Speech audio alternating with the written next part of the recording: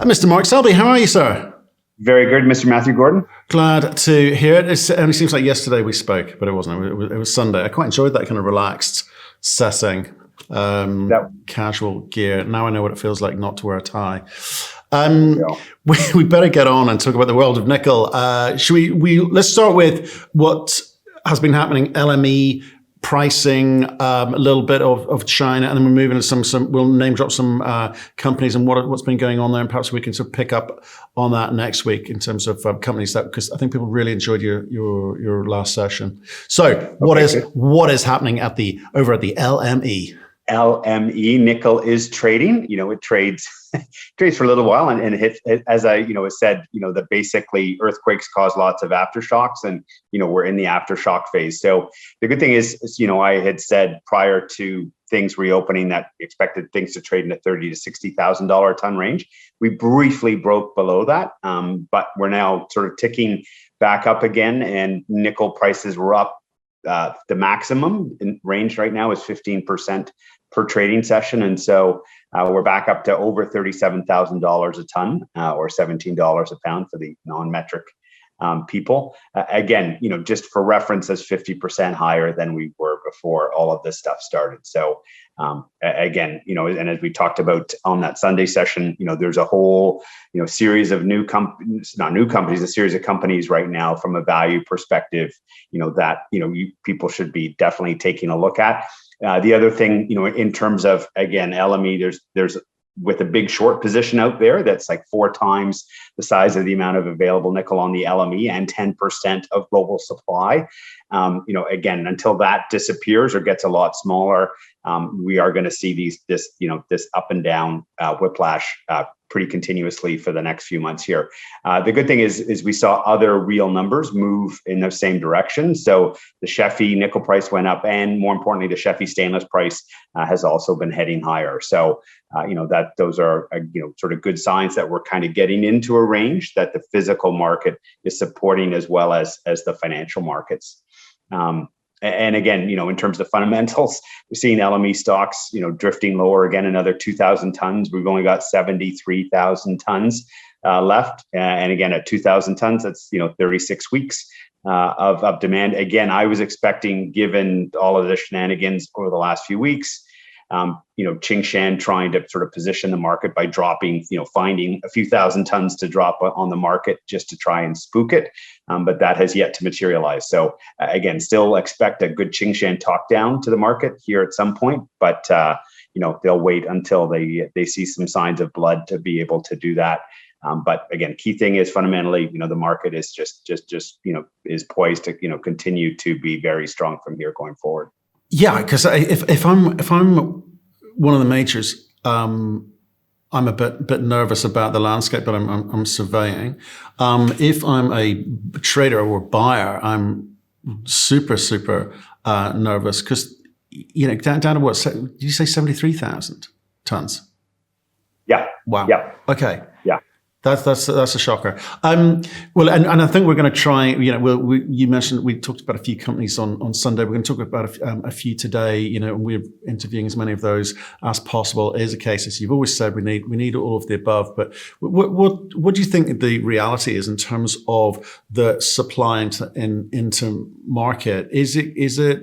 We talked about supply demand fundamentals and the delta.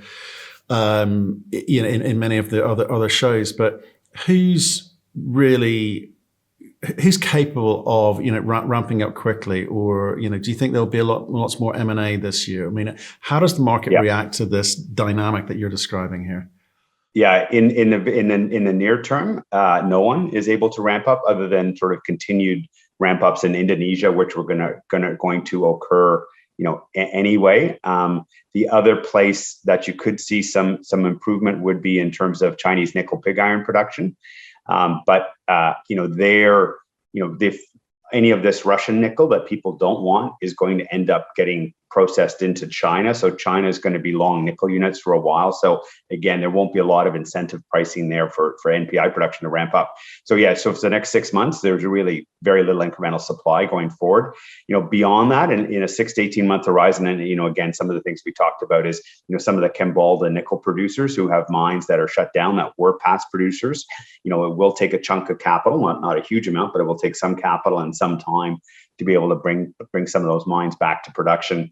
Because back in 2005-06, during that boom, they were producing close to 40 or 45,000 tons of nickel came out of a collection of mines. Now most of those are owned by Mincor, but that's the physical market reality right now in terms of supply. So what? Okay, we talked again, referring maybe a couple of weeks ago of the global production of 2.6 million tons. A million of that is ex-China. The rest is China, Indonesia. If you've got Russia, which is 25% of the ex-China stuff of production, not able to sell to the rest of the world, it's going to have to go to China. It's going to have to China at a discount, right? Because the buyer of maybe India pop along, but there's not a big buying audience for that now. And if we look at the expectations for NPI in China, potentially at discounts as well, what's that going to do to the pricing mechanics going forward? Because we're seeing all this fun of the last couple of weeks, but what does that look like going forward? Yeah, so that's the key piece, in terms of where I think some of the analysts and some of even the good analysts, have got it wrong is, we're going to see a huge amount more of nickel coming out of Indonesia this year. There's no doubt about that. There's a substantial amount of capacity ramping up and being brought online.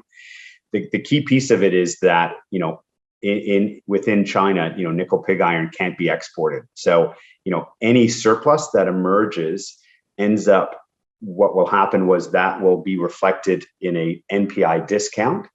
That will shut off a reasonable amount of Chinese NPI production. So, that's, in terms of a comfort from a floor perspective, in terms of where nickel prices are, that mechanism is really important. And again, why, I've never seen much downside on a permanent basis is because of that mechanism. That Chinese NPI production will always get squeezed out of the market if you see a surplus in NPI, because it can really only go in China and needs to be balanced on a China basis. Now with that additional Russian nickel in there, in some sense, it's almost it's going to squeeze out even more NPI production, because that Russian nickel, those nickel units need to be used in China. And now some of the nickel units that China was importing that look like Russian cathode, will not be imported. But it's not necessarily, they don't import necessarily a lot of cathode right now. So it'll be a very, very important dynamic to watch.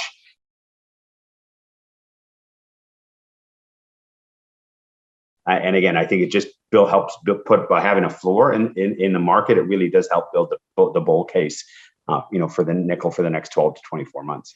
What sort of intrigues me broadly with sanctions, but specifically in the metals markets, is sanctions can be applied by the US on Russia, Europe on Russia, but then you've got countries like China, India, part of the market dynamic, saying, well, actually, no, we're going to take advantage of this. What happens if the US turns to an India or a China and says, no, you need to follow our rules? You may not buy this Russian material.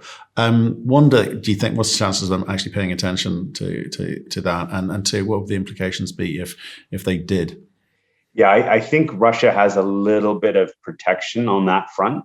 I think there are ways to find oil and gas elsewhere in the world, and bring those materials to bear. The challenge is if they go after sort of broader metals destinations, it also would, include palladium. And if they tried to exclude it, I think the Russians would say, okay, well, you if you want the palladium, you're going to have to let us sell some nickel and copper elsewhere in the world. So please don't shut all those doors. So, that because Russia is a massive portion of global palladium production, and again, with prices at $2,500 an ounce, which are about 4 times the price where they were 6 years ago, there's not a lot of extra palladium lying around or anything that could be ramped up relatively quickly. Yeah, I think it's interesting to see how all those interrelated dynamics around sanctions will play out, because we're seeing it's. We talk about on the uranium side of things. So, the enriched uranium, we're not going to sanction that. But the U3O8, we'll sanction that. It's kind of very selective. And I guess it works from both sides. It's a case, I know Putin yesterday saying, if you want to buy our oil, you'll be buying it in rubles. Again, I'll be interested to see what the response from the West is on that. Hey, look, let's veer away from that and violently into some of the company names. We're going to talk about we've got four companies we want to talk about today. So sure. We've got Talon. Why don't we kick off with Talon and then march on? Yeah. Talon put out a slew of drill results from what they call their CGL West area. So again, thicknesses of widths of anywhere from 3 to 15 meters. With great nickel grades in a 1.5 to 5% range, plus some copper and PGM. So, they're basically, there was a couple big step outs, relatively big step outs for them. And they've been infilling in that area and really sort of extending the continuity of that area. So again, good to see on that front. So, and as we say, we need all of this nickel. So it's good to see people finding some more sulfides. Another company that's doing pretty well is, and mentioned the other one is Day, is because it's some past producing mines that have not operated for a while. There was some ownership, colorful ownership stuff in the past that kind of kept these assets off the market. And so they're infilling between a bunch of nickel lenses. Again, these Kambalda style deposits are a bunch of high grade lenses along channels. And so, these guys have been drilling in between some of these areas and having some success doing it. And again, the guy at Ainscough who leads it, I think ran exploration for one of the big Aussie companies that got acquired in the past. So, he knows the area well and knows how to unlock the value there. So far, so good. Again, in the great Aussie spirit of things, the market cap on that is up, well over $100 million. So, it's tough to, as soon as you get any sniff of high grade, these things, in Australia, tend to rip pretty quickly. The other big news and one I'm also glad to see is Aston Minerals, who's, has one of the couple targets that we wanted to buy and couldn't get in our nickel district in Timmins, continues to release good results, from their latest drilling. So, grades running sort of 0.3 to 0.4%. The grades in thicknesses not too dissimilar from our higher grade part of our main zone. So again, good to see that that is shaping up. And again, it's just further confirmation that our targeting model on our other 13 targets that we acquired, gives us a lot of confidence there. And then the last one, and again, somebody we mentioned last week as somebody to watch, as this period of high nickel prices emerges, because they have a whole inventory of resource and past producing mines in and around Kambalda that they can just mine ore and deliver it to the BHP mill. They had a very good week. They first got their first ore from their new Cassini mine, which was one of the first new discoveries in the Kambalda camp in quite a while. And so again, good to see that come into production. And then where they're drilling right now is what they're calling their Golden Mile, which I think is a great little marketing marker. But what they did is they used to have a mine called Durkin North, and then they acquired from Independence Group a mine called Long. And so there was a whole area in between those mines because it was up against the project boundary that had never been explored before. And so they've been drilling in that area and again, having some good success about finding another couple of these higher grade lenses, not too far from existing mine infrastructure. Again, with these Kambalda deposits, you tend to follow a channel, so you have to do a lot of development, to get out to the next target, and then develop the mine infrastructure around there. But it's not like building an entire new mine from scratch. So these are deposits that can get brought into production, again, not tomorrow, but in a 12 to 18, 24 month time frame. These are things that can be actionable. And again, why I think if you're want to take advantage of the spike in nickel prices, Mincor is definitely, even though it's quite expensive right now, is still a good way to take advantage of that. So, and again, as things continue to evolve here, and a lot of people have been drilling over the winter time here in the winter climates, we should see more and more drill results come out over the next few weeks. Right. Well, I think we need to let you go because you've got some calls to make. Journalists, and lots of inbounds for you at the moment.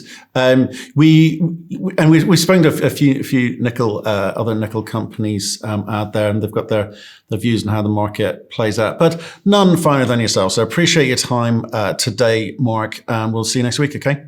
Sounds good, sir. Take care.